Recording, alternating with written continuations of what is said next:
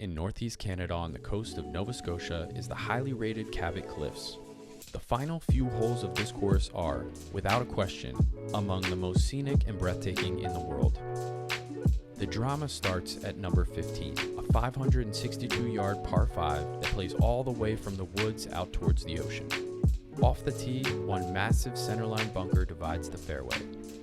The view is better from the left side, but we'd recommend staying right to shorten the hole, especially for longer hitters trying to reach the green in two.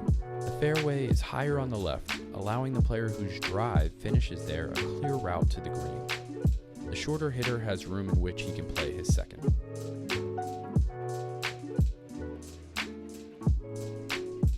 Take a moment to admire the view. Then remember the approach shot plays so far downhill that you can take 20 to 30 yards off the yardage. Just watch out for the bunker guarding the front edge. The par 3 16th has become the most photographed hole in all of golf. And it's no secret why. If you get here at sunset, it's hard to focus on anything but the view.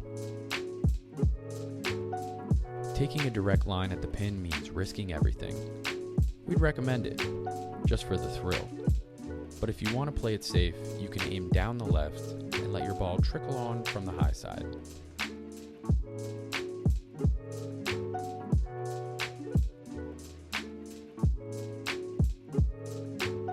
From the 17th tee, you can't see any fairway at all, just cliff and ocean.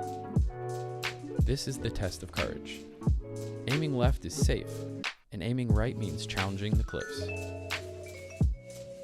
But if you carry it far enough on an aggressive line, you can catch a massive slope and run all the way down to the green.